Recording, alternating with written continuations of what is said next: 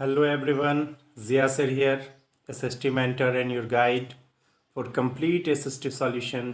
Join my channel.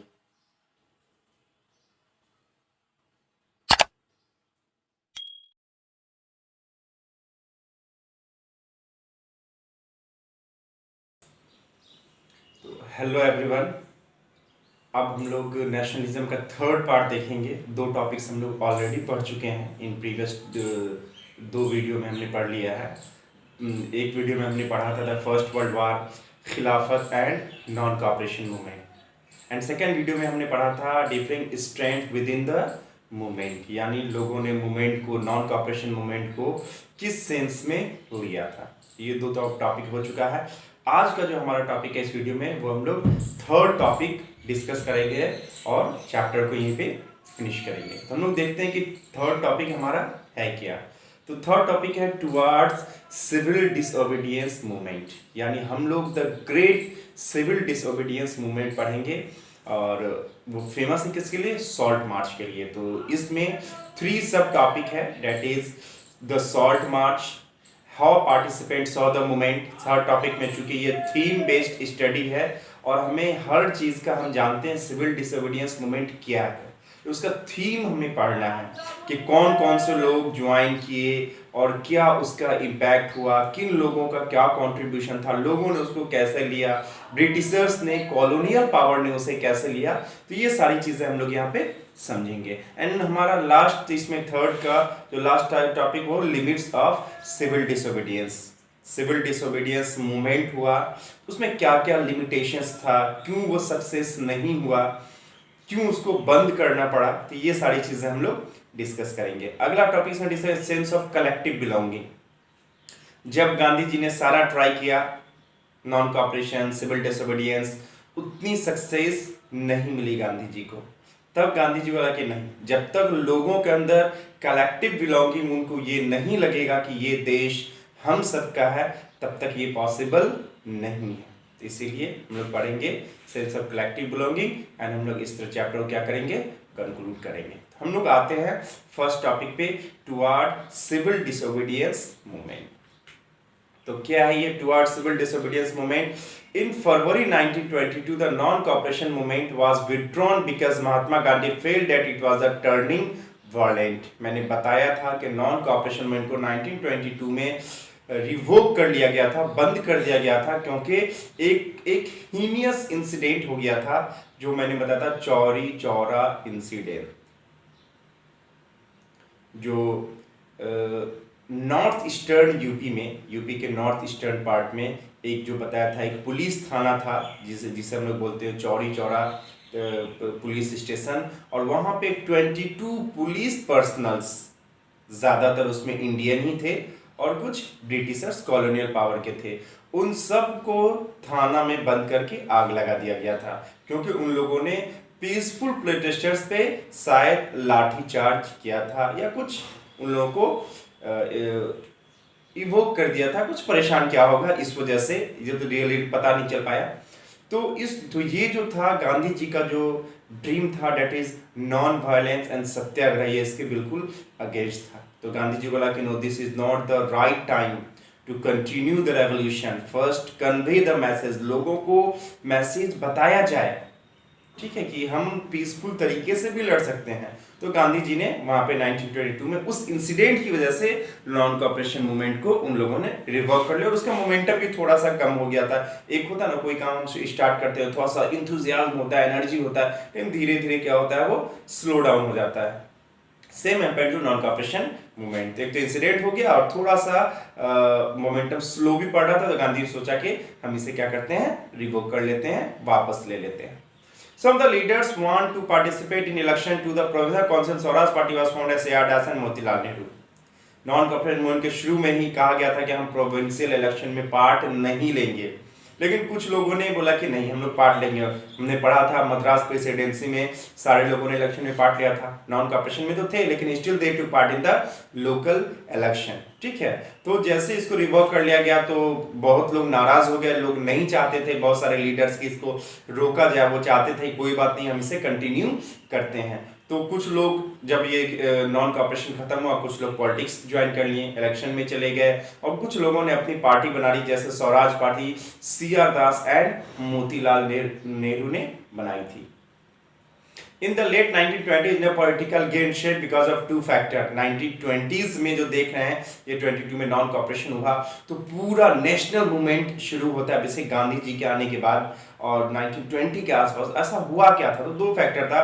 The first factor हुआ था world wide economic depression, जो हमारा वर्ल्ड वार हुआ था 1914 से 1918 में, उसकी वजह से वर्ल्ड वाइड इकोनॉमिक डिप्रेशन आ गया था, क्योंकि वार में बहुत ज़्यादा इन्वॉल्व रहने की वजह से इकोनॉमिकल सिचुएशन कोलैप्स कर गया था, कल्टीवेशन हो नहीं पाया था, बैड हार्वेस्ट हो गया था, एंड यानी सप्लाई कम डिमांड ज़्यादा, और इसकी वजह से पूरा इकोनॉमिक क्या हो गया, हमारा डिप्रेसेट कर गया था, डिप्रेशन में चला गया था।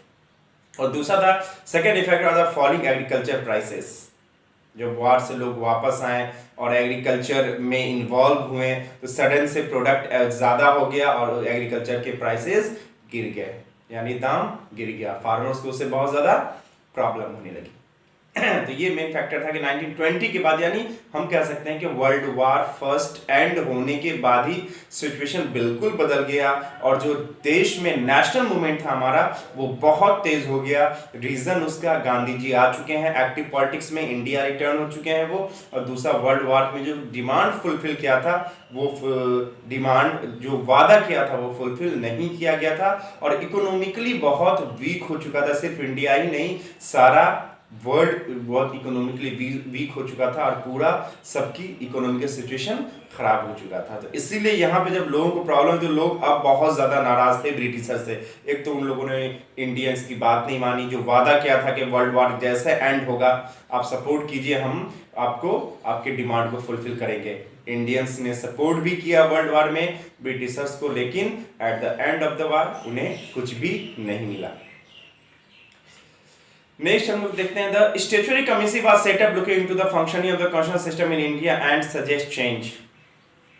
1922 से 24, 25, 26 तक ऐसा ही छोटे मोटे इंसिडेंट चलते रहे। गांधी जी लोगों को नॉन वायलेंस के बारे में बताते रहे, पीसफुल प्रोटेस्ट के बारे में बताते रहे लोगों को, और छोटे मोटे ऐसे इंसिडेंट होते रहे। लेकिन होता क्या है कि 1927 में एक कमीशन बनता है जिसका नाम है साइमन कमीशन, और उसका एजेंडा क्या है कि इंडिया में हर 10 साल में लॉज चेंज होते थे। 1919 रॉलेट एक्ट हमने पढ़ा था प्रीवियस वीडियो में, तो अब अगला लॉ कब बनेगा, 1929। तो 1927 में एक कमीशन बनाया गया, और उस कमीशन को काम किया कि भाई आप इंडिया जाइए और जो भी वहाँ के कॉन्स्टिट्यूशन में जो भी चेंजेस करने हैं वो आप देख करके रिकमेंड कीजिए, ताकि उसके हिसाब से 1929 का लॉ बनेगा।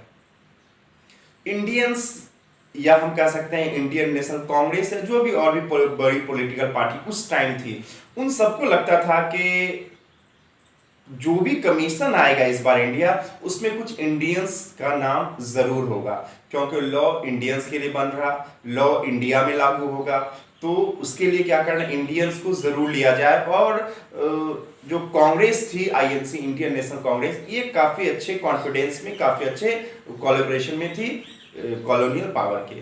और गांधी जी का तरीका था peaceful protest, petition, request, humbly अपना डिमांड को फुलफिल करवाना। तो इन लोगों को लग रहा था कि इस बार जो भी कमीशन आएगा उसमें इंडियंस का नाम होगा, और फिर इंडियंस के सपोर्ट से इस बार लॉ बनेगा। लेकिन ऐसा कुछ भी नहीं हुआ। जब 1928 में साइमन कमीशन जब इंडिया अराइव किए न्यू कॉन्स्टिट्यूशन को रिकमेंड करने के लिए, तो वहां पे किसी इंडियंस का नाम नहीं था। तो इसकी वजह से जो इंडियंस थे फ्यूरियस, गुस्सा में आ गए, और उन लोगों ने गेटवे ऑफ इंडिया मुंबई में प्रोटेस्ट शुरू कर दिया। साइमन कमीशन के जो हेड थे लॉर्ड साइमन, उन लोगों ने ब्लैक पोस्टर पे go back Simon, Simon go back, Simon तुम वापस जाओ, क्योंकि कोई इंडियन नहीं है इसमें, यानी हम तुम्हें एक्सेप्ट नहीं करेंगे।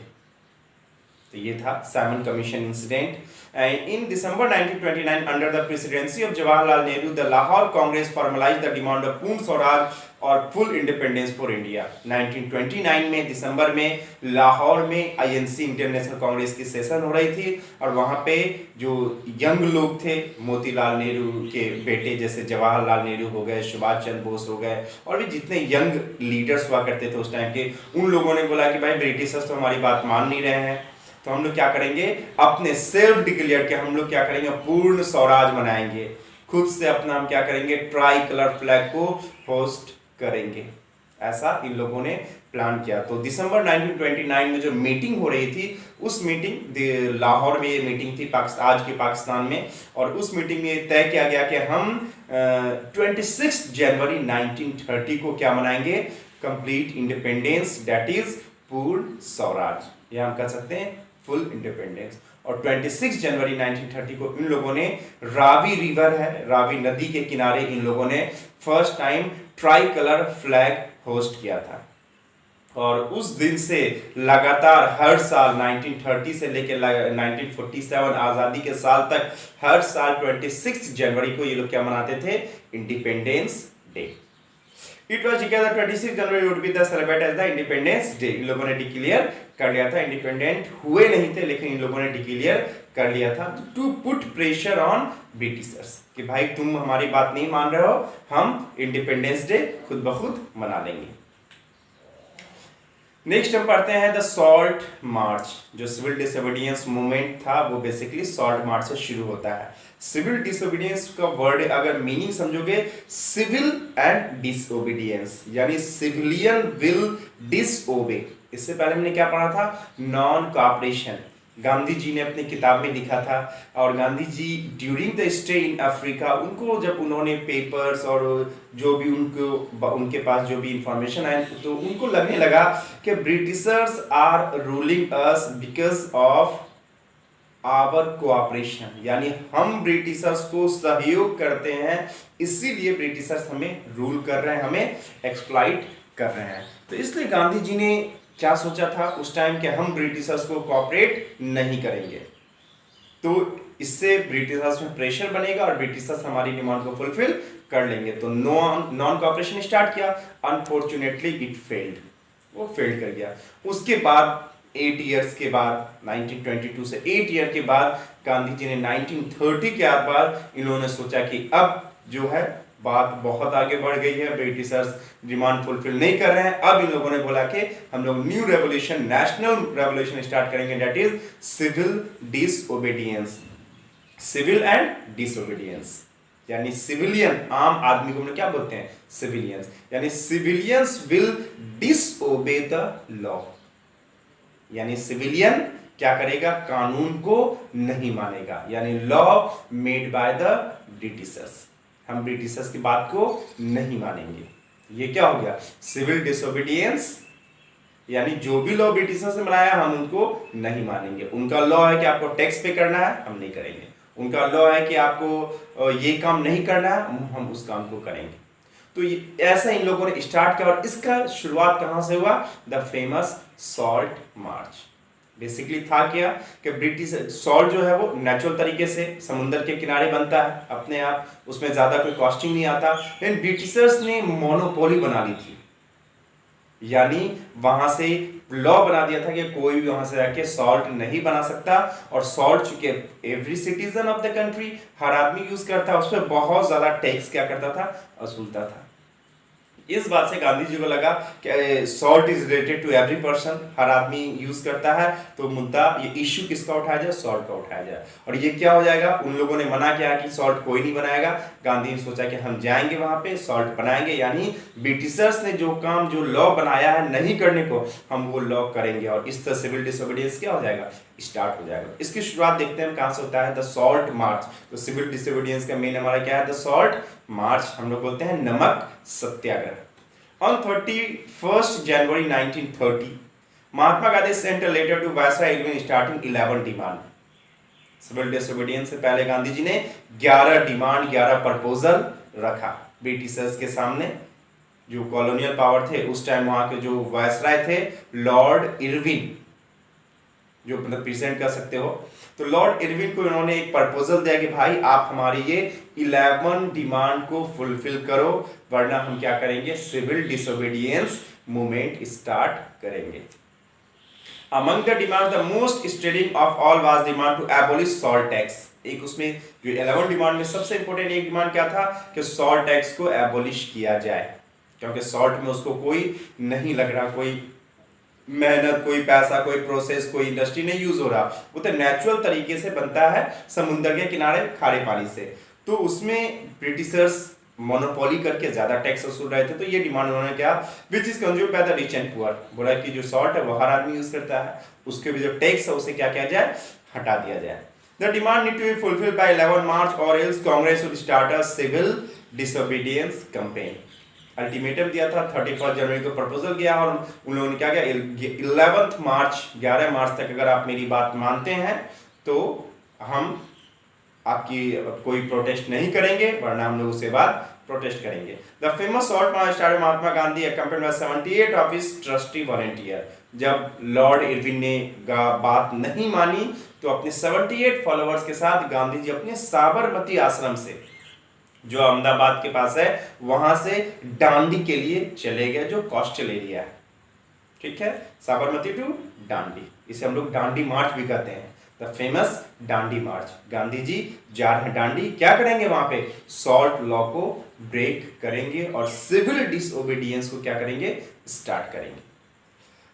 The march was over 240 miles। कहा जाता है कि जो साबरमती आश्रम से, गांधी जी के आश्रम से डांडी का जो डिस्टेंस है 240 माइल्स, 240 मील, अगर इसको किलोमीटर में हम कन्वर्ट करेंगे तो ये अप्रॉक्स 318 और 20 आएगा। बेसिकली 1 मील, एक मील को हम लोग बोलते हैं 1.6 किलोमीटर। तो हम 240 से क्या करेंगे, 1.6 को मल्टीप्लाई करेंगे, अप्रॉक्स 320 का आएगा। तो गांधी जी यानी 320 किलोमीटर गांधी जी को चलना है, अपने आश्रम से कहां जाएंगे, वो डांडी। तो the march was about 240 miles from Gandhi's ashram in Sabarmati to Gujarat coastal town of Dandi, यानी साबरमती से गांधी जी डांडी जा रहे हैं। ऑन 6 अप्रैल ही रीच डांडी। 6 अप्रैल को गांधी जी डांडी पहुंचते हैं। 24 डेज वॉक किया, पर डे वो 10 माइल 10 मील यानी 16 किलोमीटर डेली वो चलते थे। क्योंकि और भी चल सकता है आदमी, लेकिन जगह जगह उनके मीटिंग सेमिनार्स होता था, लगातार वो चलते ही नहीं थे। अब गए तो कहीं पे स्टे किया, वहाँ पे सारे लोग गैदर हुए हैं, वहाँ पे लोगों को बातें किया गया, लोगों को नॉन वायलेंस, सत्याग्रह, स्ट्रगल, सब कुछ के बारे में पता। तो ऐसे करते करते 24 डेज में गांधी जी वहाँ रीच किए। तो finally on 6 April Gandhi ji reached Dandi and ceremonially violated the law manufacturing salt by boiling sea water. वहाँ से पानी लिया, उसको बॉयल करके उन लोगों ने, गांधी जी ने सॉल्ट बना लिया, जिसका परमिशन नहीं था। यानी गांधी जी ने लॉ को क्या कर दिया, ब्रेक कर दिया। यानी सिविलियंस विल डिसओबे, आम आदमी ब्रिटिश के लॉ क्या कर रहा, डिसओबे कर रहा, नहीं मान रहा। This marked the beginning of civil disobedience movement. The movement spread across the world and salt was broken in different part of the country. जहां जहां पे सॉल्ट का लॉ था, जहां जहां पे सॉल्ट बनता है, हर जगह इस लॉ को ब्रेक किया लोगों ने। उसके अलावा और भी कई सारे ब्रिटिशर्स लॉ को लोग टैक्स पे नहीं करने लगे और पूरे देश में क्या हो गया, बहुत actively civil disobedience movement start हो गया। Foreign clothes was boycotted, peasants refused to pay revenue and in many parts forest law was violated। Forest law जो था, फॉरेस्ट वो परमिशन नहीं था लोगों को, वहाँ से फ्रूट्स, वहाँ से सूखे पत्ते आप नहीं ला सकते थे, हंटिंग नहीं कर सकते, इस तरह के जो भी लॉ थे उन सब लॉ को बैकआउट कर दिया। रेवेन्यू टैक्स पे करना था, लोग टैक्स पे नहीं कर रहे, फॉरेन क्लॉज को बैकआउट कर रहे हैं। In April 1930 Khan Abdul Ghaffar Khan a devotee Mahatma Gandhi was arrested. 1930 April के एंड में जो हमारे खान अब्दुल गफ्फार खान थे उनको अरेस्ट कर दिया गया। महात्मा गांधी को भी 1 महीने के बाद अरेस्ट कर दिया गया सिविल डिसोबीडियंस यानी इस लॉ के खिलाफ। By witnessing the horrific situation, Mahatma Gandhi decided to call up the movement and enter into pact with Irvin on 5th March 1931।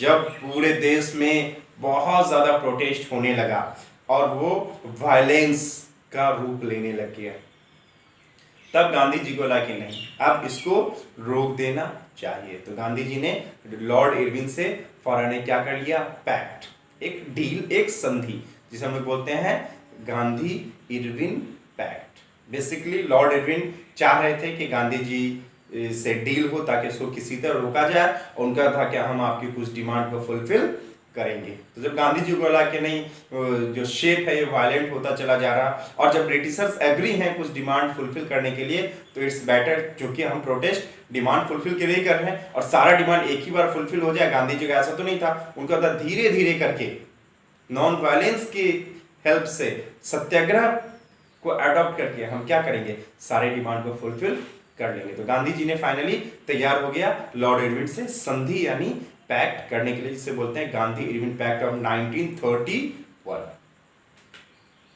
On 5th March 1931, Lord Irwin the Viceroy signed a pact with Gandhi ji. जो Gandhi Irwin pact था 5th March 1931 को हुआ। उस pact में था क्या, in this के गांधी जी को कहा गया कि जितने भी पॉलिटिकल प्रिजनर्स हैं, जितने लोगों को अरेस्ट किया है उन लोगों ने सिविल डिसोबीडियंस की वजह से, जो लोग वायलेंस नहीं किए हैं, पीसफुल प्रोटेस्ट में थे और उनको अरेस्ट कर लिया गया, उन सबको हम रिलीज कर देंगे। कई लाख लोग अरेस्ट हो चुके थे, सारा जेल क्या था इंडिया का भर चुका था, कहीं जगह खाली नहीं थी। तो गांधी जी को ये भी नहीं लगा कि बहुत सारे लोग, लाखों लाख लोग जेल में बंद हैं, तो इसलिए ये डील किया उसके तहत था कि जितने भी ये पॉलिटिकल नॉन वायलेंट प्रिजनर्स थे, जिन लोगों ने कोई वायलेंस नहीं किया, उन सबको हम रिलीज कर देंगे। लेकिन कंडीशन क्या था कि आपको इसके बदले में राउंड टेबल कॉन्फ्रेंस जो इंग्लैंड में चल रहा था वहां आपको जाना होगा। बेसिकली एक राउंड टेबल कॉन्फ्रेंस का भी इश्यू बता दें कि जब ब्रिटिश साइमन कमीशन इंडिया से अपना रिकमेंडेशन लेके वापस गए, जब उन लोगों ने बताया कि इंडिया में लोग ऐसे ऐसे प्रोटेस्ट कर रहे थे और हम लोगों को ऐसे ऐसे किया, तो ब्रिटिशर्स को लगा कि शायद जो लॉ बना के हम भेजेंगे 29 में भेजने वाले थे, उससे क्या हो जाए, लोग वायलेंट हो जाए और ज्यादा प्रॉब्लम ना हो जाए। इसलिए लोगों ने लॉ को नहीं बनाया और एक प्रपोजल दिया इंडियंस को कि ठीक है, वहां पे इंडियंस नहीं थे उस कमीशन में, इंडियंस को बुलाया गया इंग्लैंड, यानी जो फेमस पॉलिटिकल पार्टीज थी उस टाइम की, सबके लीडर्स को उन लोगों ने इनवाइट किया कि आप आइए इंग्लैंड और हम आपके डिमांड को सुनेंगे, उसके हिसाब से हम क्या करेंगे, लॉ बनाएंगे। और उसके लोगों ने इंग्लैंड में राउंड टेबल कॉन्फ्रेंस, यानी एक लेवल पे पहले क्या होता था कि ब्रिटिशर्स का जो भी हेड होता था उस टाइम, प्राइम मिनिस्टर हो, वहां का राजा हो, रानी हो, या जो भी हाई डिग्निटरीज हो, उन लोगों के लिए ऊंची चेयर बनती थी और जो भी अलग लोग जाते थे या इंडिया को या कहीं भी, उनको नीचे चेयर पे बिठाया जाता था, लोअर समझा जाता था। लेकिन चूंकि अभी क्या है, ब्रिटिशर्स को लॉ बनाने में इंडियंस का सपोर्ट चाहिए क्योंकि वो इंडिया में ही लागू होना है, तो उससे इन लोगों ने क्या सोचा कि हम लोग राउंड टेबल यानी एक लेवल पे बैठेंगे, तो कम से कम क्या होगा, जो भी गेस्ट हैं, इंडियंस हैं, उनको लगेगा कि थोड़ा उसका डिग्निटी हर्ट नहीं होगा और वो ब्रिटिशर्स के साथ क्या करेंगे, कोऑपरेट करेंगे। इसलिए इन लोगों ने क्या प्रपोजल दिया, राउंड टेबल कॉन्फ्रेंस। और जितने भी फेमस पॉलिटिकल पार्टीज उस टाइम की थी, like Muslim League, Hindu Mahasabha, Scheduled Caste federation, B R Ambedkar की पार्टी और आईएनसी, सबको इन्वाइट किया गया। लेकिन सारी पार्टी तो लगभग पार्टी गई, आईएनसी पार्ट नहीं लिया था क्योंकि आईएनसी ने अपना डिमांड दे दिया था, ठीक है, कि मैं डिमांड फुलफिल करो तभी हम कुछ भी बात मानेंगे। तो 1930 में जो मीटिंग हुआ था, फर्स्ट राउंड टेबल कॉन्फ्रेंस, उसमें गांधी जी या आईएनसी की तरफ से कोई भी नहीं गया। जो मेन पॉलिटिकल पार्टी अगर नहीं जाती है आपकी मीटिंग में, तो उस मीटिंग का कुछ वैल्यू नहीं रह सकता। तो इसलिए उन लोगों ने सोचा कि हम लोग सेकेंड राउंड टेबल कॉन्फ्रेंस करते हैं, जो 1931 में होना था, और उसमें फिर से आईएनसी को बोला, इनवाइट किया गया। तो लॉर्ड इरविन चाहता था कि किसी तरह इस बार आईएनसी पार्ट ले, उसके ऊपर भी प्रेशर था। तो उन्होंने गांधी जी से इसलिए डील किया कि आप मेरी बात मानो, आप इंग्लैंड चले जाओ, यानी आईएनसी के टीम को इंग्लैंड भेज दिया जाए और हम यहाँ पे जो भी प्रिजनर्स हैं उनको हम क्या करेंगे, रिलीज कर देंगे। तो फाइनली इस पे गांधी जी तैयार हुए, प्रिजनर्स को रिलीज किया गया और गांधी जी अपने टीम के साथ इंग्लैंड रवाना हुए थे। In December 1931 Gandhi ji went to London for the second round table conference but return disappointed. वहां पे जब गए वो, तो वहां पे गांधी जी डिसअपॉइंटेड वापस आए। कई रीजन था, बी आर अम्बेडकर से वहां डिस्प्यूट हो गया था उनको। बी आर अम्बेडकर अपने रिजर्वेशन की डिमांड कर दिए थे, weaker section that is SC ST के लिए। गांधी जी नहीं चाहते थे, गांधी जी चाहते थे सारे एक साथ मिलकर रहें। तो रिजर्वेशन क्या करता है, कहीं ना कहीं समाज को बांट देता है।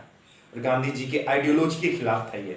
तो वहाँ पे गांधी जी की बहस हो गई बी आर अम्बेडकर से, प्लस गांधी जी का और भी जो डिमांड था वो ब्रिटिशर्स ने नहीं माना। तो गांधी जी वापस इंडिया आते हैं और इंडिया में फिर से सिविल डिसोबीडियंस मूवमेंट को क्या करते हैं, स्टार्ट करते हैं।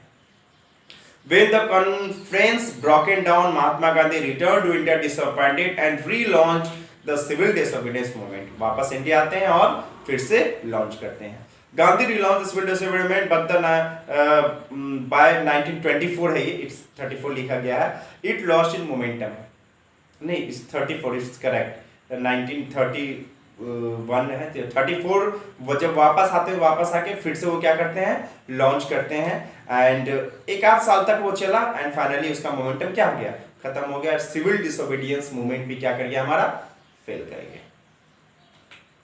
नेक्स्ट देखते हैं how participant saw the movement, यानी लोगों ने किस तरह पार्ट लिया, किस तरह सिविल डिसोबीडियंस मूवमेंट को कोऑपरेट किया, तो वो देखना है। How participant saw the movement. सबसे पहले देखते हैं the Patidar of Gujarat and the Jat of Uttar Pradesh were active in the movement. जो पटीदार थे गुजरात के और जाट थे यूपी के, उन लोगों ने एक्टिवली पार्ट लिया था। They become enthusiastic support of the civil disobedience. सारे लोग एक्टिव, मतलब शुरू में से बहुत सारे लोग, कुछ लोग को छोड़ के ज्यादातर लोग एक्टिव थे इसमें। By the way deeply disappointed when the movement was called off in 1931। तो ये लोग थे, ये डिसअपॉइंटेड हो गए जब 1931 में कॉल ऑफ कर दिया गया due to Gandhi Irwin pact. वो लोग चाहते थे कंटिन्यू हो और देश क्या हो जाए, आजाद हो जाए। So when the movement was restarted in 1932 many of them refused to participate. ये सही है 1932, वहां पे 34 था प्रीवियस स्लाइड में, तो 1932 इज द करेक्ट डेटा। तो 1932 में जब वापस आके स्टार्ट करते हैं तो बहुत सारे लोगों का सपोर्ट बाद में, शुरू में मिला, बाद में नहीं, रीलॉन्च के बाद नहीं मिला। The poorer peasant joined a variety of radical movement often led by socialist and communist। जो सोशलिस्ट पार्टी और कम्युनिस्ट आइडियोलॉजी के लोग थे, जो सोशलिस्ट को सपोर्ट करते, जो कम्युनिस्ट सपोर्ट करते हैं, उन लोगों ने सपोर्ट किया था पहले, और बाद में उन लोगों ने भी सपोर्ट नहीं किया। To organize business interest, the Indian Institute and Commerce Congress in 1920 and the Federation of Indian Chamber of Commerce in 1921 was formed। जो बिजनेसमैन थे, इन लोगों ने अपनी कमेटी बनाई, जिसे हम लोग बोलते हैं इंडियन इंडस्ट्रियल कमर्शियल कांग्रेस, 92 में बना था एक, और दूसरा फिक्की जो आज के डेट में भी है, federation of the Indian chamber of commerce and industry 1927 में बना था, और इन लोगों ने भी सपोर्ट किया था सिविल डिसोबीडियंस मूवमेंट में। The industry attacked colonial control over the Indian economy and supported the civil disobedience when it was first launched। पहले लॉन्च किया गया तो इन लोगों ने भी सपोर्ट किया। Some of the industry workers did participate in the civil disobedience। Industry के जो वर्कर्स थे उन लोगों ने भी पार्टिसिपेट किया था। In 1930 and 30 railway workers and dock workers were on strike। जब उन लोगों ने भी पार्टिसिपेट किया, वो लोग क्या स्ट्राइक पे चले गए थे, यानी ब्रिटिशर्स के लॉ को सब ब्रेक कर दो। अच्छा कंट्रीब्यूशन था। सबसे इंपॉर्टेंट हमारा another important feature of civil disobedience movement was the large scale participation of women.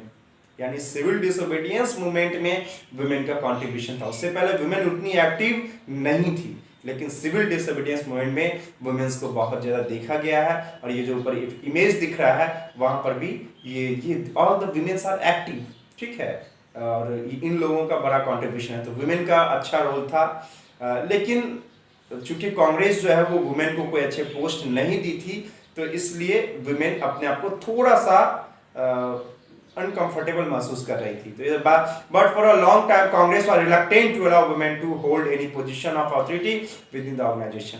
Women का रोल था, लेकिन INC Indian National Congress women को कोई पोस्ट नहीं दे रहा, जो बहुत आगे जाके उन लोगों ने फिर उसे इस बात को एक्सेप्ट किया, वुमेन को पोस्ट दिया था। नेक्स्ट हमारा है जो इसका लास्ट टॉपिक हमारा थर्ड वाले पॉइंट का, the limit of civil disobedience में क्या क्या लिमिटेशन था उसमें। तो मैंने कहा था कि पार्टिसिपेंट तो बहुत ज़्यादा लोगों ने किया था, लेकिन कुछ लोग नाराज भी थे और उन लोगों ने गांधी जी की बात को नहीं माना था। कौन कौन थे उसमें वो देखते हैं। The Dalit addressed untouchable were not moved by the concept of Swaraj.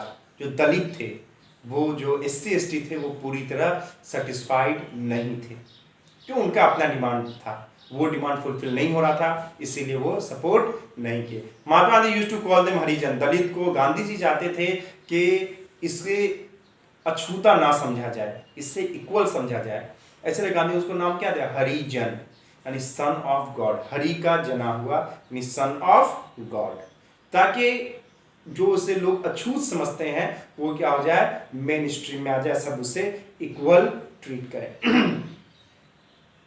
He organized satyagraha for the untouchables, but they were knee on different policy solution to problem of the community. चाहते थे कि जो SC/ST है, schedule caste हैं, ये लोग भी actively participate करें, लेकिन वो लोग चूंकि थोड़े अलग थे, उनके साथ भेदभाव होता था, अनटचेबल समझा जाता था, तो वो लोग चाहते थे नहीं हमारे लिए अलग से लॉज बने, हमें अलग से प्रिविलेज दिया जाए। लेकिन गांधी जी इस बात के लिए तैयार नहीं थे, और BR अम्बेडकर से जो उनके कॉन्फ्लिक्ट थे वो इसी इश्यू को लेकर के भी थे। गांधी जी का कहना था कि अगर हमने इसको रिजर्वेशन दे दिया तो जो गांधी जी का सपना है कि यूनाइटेड हम सब मिल करके लड़ेंगे ब्रिटिशर से, वो फुलफिल नहीं हो पाएगा। रिजर्वेशन डिवाइड करता है समाज को। The demands reserve seat in the education institute and a separate electorate। जो डिमांड था कि एजुकेशन इंस्टीट्यूट में हमको रिजर्वेशन मिले, इलेक्शन में सेपरेट इलेक्टोरेट, यानी एरिया फिक्स हो कि SC का सीट है, वहां पे SC कैंडिडेट खड़े होंगे और वोट SC देगा। इस तरह के उनके कुछ डिमांड थे जिसको गांधी जी फुलफिल करना नहीं चाहते थे। क्योंकि BR Ambedkar who organized the Dalit into Depressed Class Association 1930 clashed with Gandhiji at the second roundtable conference by demanding separate electorate for Dalits। ये डिमांड BR अम्बेडकर ने जो सेकेंड राउंड टेबल कॉन्फ्रेंस गया था जहां गांधी जी मौजूद थे, उसके सामने भी ये डिमांड उसने उठा दिया। वो ब्रिटिशर्स को प्रपोजल दिया कि हमें आप सेपरेट इलेक्टोरेट दीजिए, और गांधी जी ऐसा नहीं चाहते थे। मैंने बताया था कि कन्फ्लिक्ट हो गया था गांधी जी का BR अम्बेडकर से, तो राउंड टेबल कॉन्फ्रेंस में सेपरेट इलेक्टोरेट यानी reservation in election for SC/ST, इसके लिए गांधी जी कभी तैयार नहीं थे। नेक्स्ट देखेंगे, the Poona pact of 1790 gave the depressed class later to be known as a scheduled caste। हुआ क्या कि गांधी जी तो वापस आ गए 1932 में, और ब्रिटिशर्स ने BR अम्बेडकर की बात मान ली और SC/ST को सेपरेट इलेक्टोरेट दे दिया, यानी रिजर्वेशन दे दिया। गांधी जी वापस इंडिया के प्रोटेस्ट शुरू किए और वो अरेस्ट हो गए, उनको जेल भेजा चला गया। गांधी जी यहाँ जेल चले गए। जब ये बात गांधी जी को पता चला कि BR अम्बेडकर को सेपरेट इलेक्टोरेट का जो वो दे दिया गया है, सेपरेट इलेक्टोरेट, इस बात से गांधी जी को बहुत नाराजगी हुई, and he go on hunger strike. ये इमेज दिख रहा होगा, गांधी जी लेटे हुए हैं, BR अम्बेडकर और भी जो लीडर्स हैं वो साइड में बैठे हुए हैं। तो ये basically Gandhi ji hunger strike पे चले गए थे जेल में, जो पुणे के जेल में थे, और वहां पे हंगर स्ट्राइक पर कई दिन तक वो हंगर स्ट्राइक पे थे, और उनका था कि जो दिया गया है सेपरेट इलेक्टोरेट का प्रपोजल, इसको कैंसिल किया जाए। गांधी जी की तबीयत लगातार डे टू डे बिगड़ती जा रही थी। सारे पॉलिटिकल जो लोग थे उन लोगों ने प्रेशर बनाया BR अम्बेडकर पे, और BR अम्बेडकर फिर गए गांधी जी से मिले, और उन दोनों के बीच एक पैक्ट हुआ जिसे हम लोग बोलते हैं पूना पैक्ट। यानी पूना पैक्ट किसके बीच हुआ है, गांधी जी एंड BR अम्बेडकर। साल कौन सा है, 1932। पैक्ट है क्या, बेसिकली गांधी जी का डिमांड था कि ये जो सेपरेट इलेक्टोरेट दिया गया है SC/ST को, इसको खत्म किया जाए। BR अम्बेडकर ने कहा कि नहीं, इसको खत्म नहीं करेंगे, इसमें थोड़ा सा अमेंडमेंट हम लोग क्या करते हैं, चेंजेस करते हैं। और क्या चेंजेस किया गया, बोला सेपरेट इलेक्टोरेट तो रहेगा, लेकिन उसमें कंडीशन लगाया कि सीट रिजर्व होगा SC के लिए, लेकिन वोट सारे लोग देंगे। पहले क्या कंडीशन था कि सिर्फ SC कैंडिडेट इलेक्शन लड़ेंगे, वो भी BR अम्बेडकर के पार्टी से ही, और सिर्फ SC लोग क्या करेंगे, वोट देंगे, यानी लीडर भी SC, वोटर भी SC, यानी शेड्यूल कास्ट वगैरह। या गांधी जी ने कहा कि नहीं, ऐसा नहीं है। इस पैक्ट के बाद क्या हुआ कि कोई बात नहीं है, SC चूंकि वो weaker section of the society है और डिप्राइव्ड हैं, उनको हमेशा से एक्सप्लॉइट किया गया, तो उसके लिए गांधी तैयार, ठीक है हम उनको रिजर्वेशन देंगे, उनके लिए सीट रिजर्व होगा, लेकिन कोई एक पार्टी वहां पे कैंडिडेट खड़ा नहीं करेगी, हर पार्टी अपना अपना SC कैंडिडेट, हर जो पार्टी जाए कैंडिडेट SC होना चाहिए, SC कैंडिडेट वहां से इलेक्शन कंटेस्ट करेगा, और हर आदमी जनरल इलेक्टोरेट, हर आदमी हो, किसी भी कास्ट से हो, किसी भी धर्म का हो, वो क्या करेगा, वोट करेगा। इसे और यही डील हुआ किसके बीच में, गांधी और बी आर अम्बेडकर के बीच में। इसे हम लोग बोलते हैं Poona pact. After the decline of non-cooperation, Khilafat movement, Muslim faith alienated from the Congress due to which the relation between Hindu and Muslim worsened. Same situation Muslims के साथ भी था। अली जिन्ना चाहते थे कि सेपरेट इलेक्टोरेट दिया जाए मुस्लिम्स को भी, जबकि इस बात से हिंदू महासभा जो पार्टी थी इंडिया की, वो इस बात से एग्री नहीं करते थे। हिंदू महासभा नहीं चाहता था कि मुस्लिम्स को सेपरेट इलेक्टोरेट दिया जाए, लेकिन जिन्ना का डिमांड था कि नहीं मुझे हो। तो उस बात से जो विवाद हो चुका था among Muslim League and Hindu Mahasabha.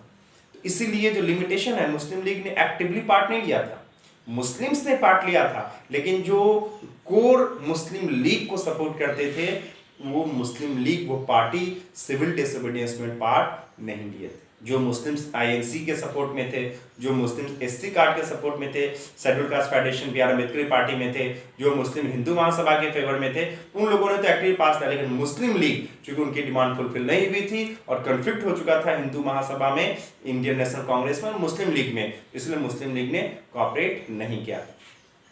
Nevertheless, the hope of resolving the issue at the All-Party Conference 1928 disappeared when M.R. Jayakar of Hindu Mahasabha strongly opposed effort at compromise। यानी हिंदू महासभा ने स्ट्रांगली कहा था कि नहीं भाई, मुस्लिम लीग का जो डिमांड है कि सेपरेट इलेक्टोरेट, उसको हम लोग फुलफिल नहीं करेंगे।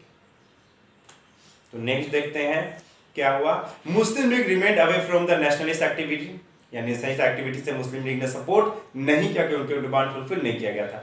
Socialist support the civil disobedience movement whole heartly because the group of civil disobedience movement was their ideas. तो सोशलिस्ट का जो आइडिया था, सिविल डिसोबीडियंस मूवमेंट का भी आइडिया सेम था, तो उन्होंने सपोर्ट किया। Communist also support civil disobedience movement whole heartly. Civil disobedience में कम्युनिस्ट आइडियोलॉजी वाले भी पहले भी हमने बताया, उन लोगों ने सपोर्ट किया। Business class also supported for the first time पहले बिजनेस क्लास सपोर्ट नहीं करते थे, लेकिन अब बिजनेस क्लास के लोगों को भी लगने लगा, चूंकि ब्रिटिशर्स हाई टैक्स कलेक्ट कर रहे हैं बिजनेसमैन से ट्रेड के थ्रू, जो ट्रेड टैक्स लगा दे उन लोगों पे, बिजनेस करने में प्रॉब्लम हो रही है। और जो सिविल डिसोबीडियंस मूवमेंट था, जो बिजनेस क्लास के लोगों को लगने लगा कि अगर ये फुलफिल हो जाता है तो बिजनेस में उन लोगों को क्या होगा, बहुत फायदा होगा। फर्स्ट वर्ल्ड वॉर के बाद उन लोगों की ट्रेड लॉज वगैरह ऐसे बन गए थे जिसमें बहुत ज्यादा ब्रिटिशर्स को फायदा हो रहा था और ट्रेडर्स को लॉस हो रहा था। तो ट्रेडर्स ऐसे ही क्या थे, ब्रिटिशर्स से नाराज थे, और इसलिए जब सिविल डिसोबीडियंस मूवमेंट का आइडिया लॉन्च किया गया तो सारे लोग फर्स्ट टाइम बिजनेसमैन लोग भी कोऑपरेट किए। देखो, since that the government would not take this seriously without the support of Congress, this realized pursued the business class to declare open support to civil disobedience movement। जो business class के लोग थे उनको लग दिया कि जो हम लोग डिमांड कर रहे हैं ब्रिटिशर से वो फुलफिल कभी नहीं हो पाएगा जब तक कि आईएनसी सपोर्ट ना करे, क्योंकि आईएनसी जो इंडियन नेशनल कांग्रेस सबसे बड़ी पॉलिटिकल पार्टी है और अच्छा कॉपरेशन है, अच्छा सपोर्ट है ब्रिटिशर्स के साथ उनका, ब्रिटिशर उसकी कई सारी डिमांड को फुलफिल कर रहे हैं। तो जो बिजनेस क्लास था उनको लगने लग गया कि अगर हमें अपनी डिमांड फुलफिल करवानी है तो हम किसके थ्रू कर सकते हैं, through help of Indian National Congress. तो इंडियन नेशनल कांग्रेस ने लॉन्च किया सिविल डिसोबीडियंस मूवमेंट, तो ब्रिटिशर्स उसमें ज्वाइन हो गए। नेक्स्ट हम देखेंगे सेंस ऑफ कलेक्टिव बिलोंगिंग। ये बहुत इंपॉर्टेंट है इस चैप्टर में, नेशनलिज्म में मेन थीम बेस्ड है। जब गांधी जी का सारा एक्सपेरिमेंट फेल हो गया, छोटे मोटे रिवॉल्ट तो गांधी चंपारण सत्याग्रह किया successful, Kheda Satyagraha successful, Ahmedabad mill strike successful, लेकिन नेशनल मूवमेंट जो गांधी जी ने दो किया, that is non cooperation of 1920 and civil disobedience of 1930, दोनों में उतनी कामयाबी नहीं मिली। कुछ डिमांड फुलफिल हुए उनके, लेकिन अल्टीमेट गोल उनका अचीव नहीं हुआ। और दोनों रेवोल्यूशन में सारे इंडियंस का सपोर्ट नहीं था। नॉन कोऑपरेशन में भी लोगों ने अलग अलग तरीके से चीजों को लिया और सारे लोगों का सपोर्ट नहीं हो पाया। और सिविल डिसोबीडियंस में अब भी हमने देखा लिमिटेशंस, एससी एसटी का सपोर्ट नहीं था बहुत ज्यादा, मुस्लिम लीग ने सपोर्ट नहीं किया था, और भी बहुत तरह के लोगों की नाराजगी थी, सबने सपोर्ट नहीं किया। तो गांधी जी को लगने लगा कि इस तरह अगर लोग अलग अलग होकर ब्रिटिशर से लड़ेंगे, ब्रिटिशर से डिमांड करेंगे, तो ब्रिटिशर्स पे प्रेशर नहीं बन पाएगा और हम अपने डिमांड को फुलफिल, हम अपने देश को आजाद नहीं कर पाएंगे। तो उसके लिए गांधी जी का ही नहीं, अब इन लोगों के अंदर देशभक्ति इंसाइट करना होगा, उकसाना होगा इन लोगों को बताना होगा कि इंडिया क्या था, इन लोगों को इंडिया का पास्ट बताना होगा, इन लोगों को फील कराना होगा कि this nation belong to you, ये आपका है, जिसे हम लोग कलेक्टिव बिलोंगिंग, ये हम सब का नेशन है।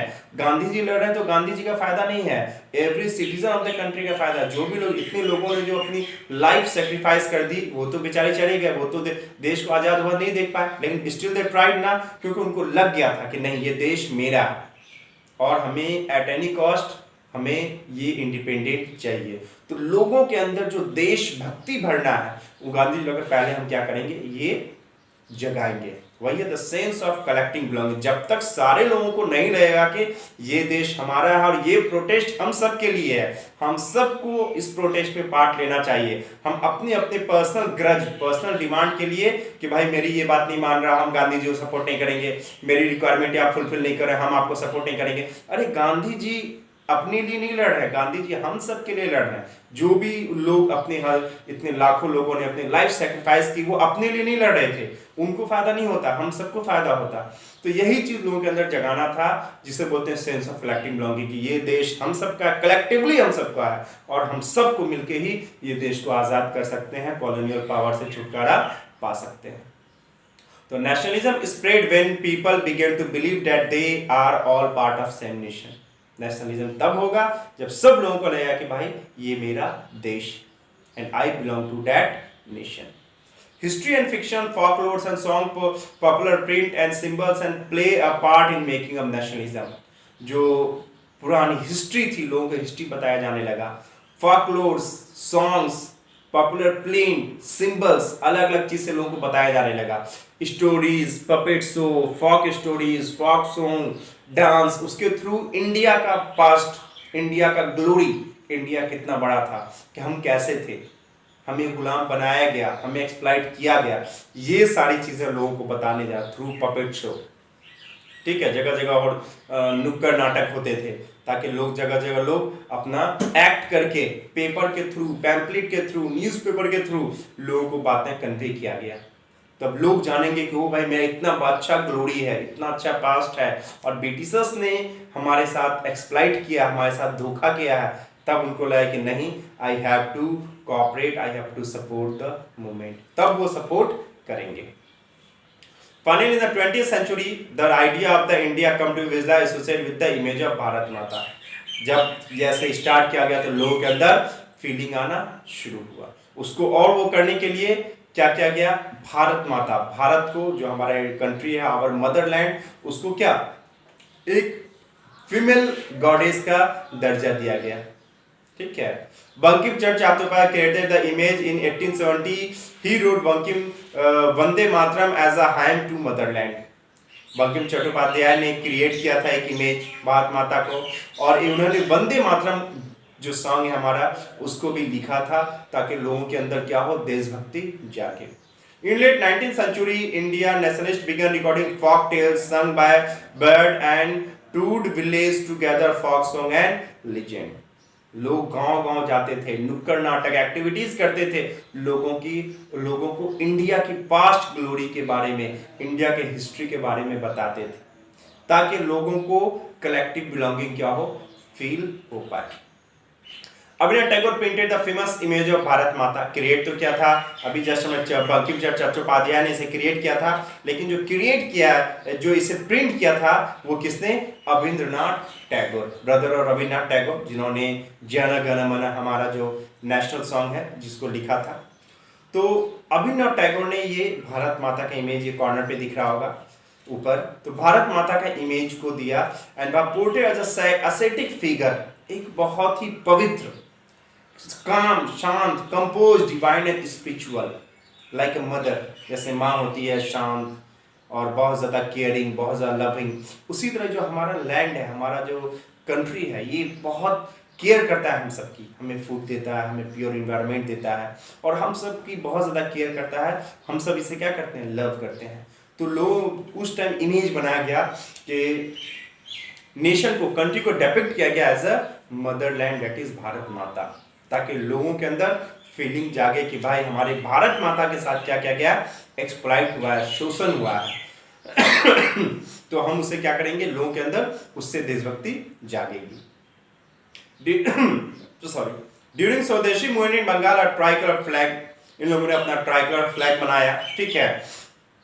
पहले ये जो एक फ्लैग दिख रहा होगा ऊपर, वंदे मातरम, जिसमें बीच में लिखा हुआ 8 लोटस थे, एक सन और एक मून। पहले ये फ्लैग बनाया गया था मूवमेंट के लिए। बाद में गांधी जी ने एक फ्लैग बनाया था, ये जो है ग्रीन रेड एंड व्हाइट, बीच में उसने स्पेनिंग चरखा को दिया था। वही by 1920 Gandhi designed the Swaraj flag, a tricolor red, green and white, and a spinning wheel in the center representing Gandhi idea of self help. Like by Britishers, हमें कुछ नहीं करना होगा, अगर हमें आजाद होना है हमें अपनी मदद खुद करना होगा, हम सबको मिलके देश को आजाद करने के लिए लड़ना होगा, तो ही हम आजाद हो सकते हैं। और इस तरह सेंस ऑफ कलेक्टिव बिलोंगिंग के थ्रू लोगों के अंदर जो देशभक्ति को इंसाइट किया गया, और फाइनली लोगों ने फिर से प्रोटेस्ट किया। 1942 में प्रोटेस्ट हुआ, and finally we got freedom in 1947। तो ये लास्ट टॉपिक है हमारा, conclusion. In the first of the 20th century various group and classes of India come together for the struggle of independence. First half of 20th century यानी वही 1950 से पहले 20th century यानी 1900 से लेकर 1990 तक 90। तो वो जो सेंचुरी था हमारा 20th सेंचुरी, उसके फर्स्ट हाफ में यानी 1950 से पहले तो 1947 में हम लोग आज़ाद हो गए थे। तो 47 के आसपास में जब सेंस ऑफ कलेक्टिव बिलोंगिंग आ गया लोगों के अंदर, तो सारे लोगों ने सपोर्ट किया किसको, गांधी जी को, या जो भी उस टाइम के एक्टिव मूवमेंट में प्रोटेस्ट कर रहे थे, सबको सपोर्ट हुआ। और सब लोगों ने जब सपोर्ट किया तभी हमारा देश क्या हुआ, आजाद हुआ। सेंस ऑफ कलेक्टिव बिलोंगिंग ये वर्क कर गया, and we got ourselves independent, हमने अपने आप को आजाद कर लिया। The Congress under the leadership of Mahatma Gandhi attempted to resolve differences and ensure that the demand of one group did not alienate other. Gandhi ji ने सारे लोगों को एक साथ लाए, irrespective of caste, creed, sex, gender, language, सबको भूल के सबको एक साथ गांधी जी लाए, और तब सब लोगों ने प्रोटेस्ट किया और देश हम लोगों का क्या हुआ, आजाद हुआ। In other word, what we emerging as a nation with many voice wanting freedom from colonial rule. हम आजाद तब हुए जब बहुत सारी वॉइस एक साथ आई, यानी हर लोगों ने जब आवाज उठाया। पहले आजाद क्यों नहीं हुए, क्योंकि हर लोग हर लोग आवाज नहीं उठा रहे थे, हर लोग आजादी की डिमांड नहीं कर रहे थे। गांधी जी आए, सबको यूनाइट किया और एक साथ सबने प्रोटेस्ट किया, and finally we got independent. 1947 को हम लोग 15 अगस्त को आजाद हुए। ये जो ऊपर इमेज दिख रहा, जवाहरलाल नेहरू लाल किला से ये अपना स्पीच दे रहे हैं जब हमारा देश आजाद हो गया था। ये हमारा नेशनलिज्म चैप्टर फिनिश हो गया। हिस्ट्री का जो चैप्टर था ये हमारा। अगर वीडियो अच्छा लगा हो तो please do subscribe my channel, that is Jiya study circle, like and share. कोई कंफ्यूजन हो, कोई क्वेरीज है, यू कैन आस्क इन